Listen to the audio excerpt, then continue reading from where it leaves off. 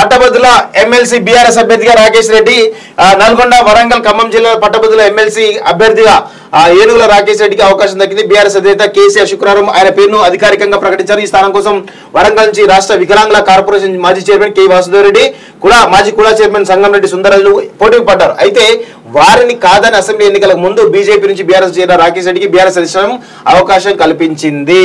So ఇక్కడ విషయం ఏంటంటే మిత్రులారా, ఇక్కడ చాలా ఇంట్రెస్టింగ్ కామెంట్ చెప్పాలి. వాస్తవంగా వాసుదేవరెడ్డి ఎవరైతే ఉన్నారో ఈయన తెలంగాణ ఉద్యమకారుడు, కుడా చైర్మన్ సుందరరాజు ఎవరైతున్నారో ఈయన అక్కడ విద్యాసంస్థల చైర్మన్. వాసుదేవరెడ్డికి ఏమో ఈరోజు కేటీఆర్ బినామీ దోస్తు ఎవరైతున్నారో పోచంపల్లి శ్రీనివాసరెడ్డి సపోర్ట్ చేస్తా ఉన్నాడు. ఆయనకు ఇవ్వాలని చెప్పేసి చాలా ప్రెజర్ చేస్తా ఉన్నాడు.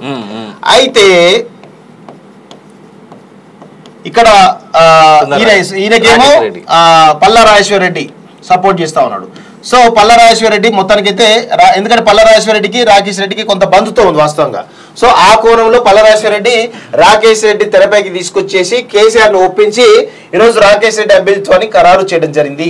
అయితే ఈ క్రమంలో అసలు ట్విస్ట్ ఏంటంటే పోచంపల్లి శ్రీనివాసరెడ్డి బీఆర్ఎస్ పార్టీకి రాజీనామా చేసే యోచనలో ఉన్నాడు. ఇది ఎవ్వరు కూడా నమ్మరు, రాసి పెట్టుకోండి. ఇవాళ మీకు అన్ని ఛానల్లో బ్రేకింగ్ రాకపోతే అడగండి వాస్తవంగా.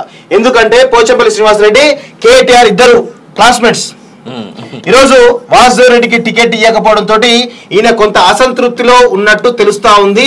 ఖచ్చితంగా ఆయన రాజీనామా అంశాన్ని తెరపైకి తీసుకొచ్చేసి కేసీఆర్ ను ఈరోజు కొంత ఇబ్బందికరమైనటువంటి పరిస్థితులు నెట్టేటువంటి అవకాశం కూడా కనబడతా ఉంది. శ్రీనివాసరెడ్డి, పోచంపల్లి శ్రీనివాసరెడ్డి ఒక అల్టిమేటం కూడా జారీ చేయడం జరిగింది. రాకేష్ రెడ్డి కాదు, వాసుదేవరెడ్డికి టికెట్ ఇవ్వాలి, లేకపోతే మాత్రం పార్టీకి రాజీనామా చేస్తాననేటువంటి ఒక అల్టిమేటం ఈ రోజు ఆయన జారీ చేయబోతున్నాడు. మరికొద్ది సేపట్లో మీడియాలో కూడా బిగ్ బ్రేకింగ్ రాబోతున్నారు, రాసి పెట్టుకోండి ఖచ్చితంగా.